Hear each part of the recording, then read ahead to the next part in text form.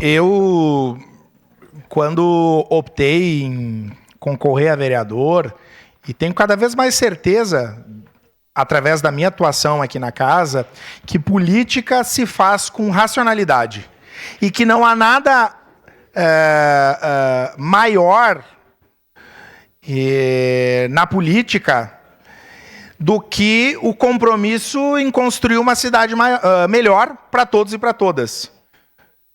Qualquer divergência ou qualquer questão do dia a dia, do cotidiano, tem que ser menor do que o compromisso em construir uma cidade para todo mundo.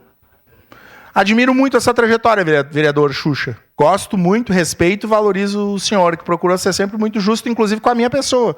Em vários momentos em que pessoas do governo atual, do governo municipal, tiveram uma opinião divergente do que a minha. E usaram, inclusive, para me vilipendiar. Um CC, lá de Fazenda Souza, inclusive, que foi o autor do meu pedido de cassação. Mas isso é menor.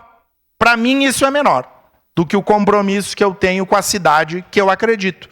Nesse sentido, o projeto que está posto aí, tenho divergências profundas na forma como ele foi encaminhado. Tenho, e já coloquei isso, e falei para o prefeito ontem. Acho que todos os colegas vereadores deveriam ter sido convidados. Da mesma forma como eu lhe admiro, eu admiro a vereadora Gladys, que é minha amiga, que sempre teve um posicionamento justo e correto em relação às coisas, em relação a mim, por exemplo. Acho que a vereadora Gladys deveria estar lá. E isso não tem que responder isso é o governo. Mas nesse momento voto com a minha consciência tranquila, a nossa cidade precisa dessas e de tantas outras. Acho inclusive que nós temos questões da educação, da saúde que são urgentes e no momento oportuno nós vamos discutir. Por esse motivo, no momento oportuno, o meu voto será sim.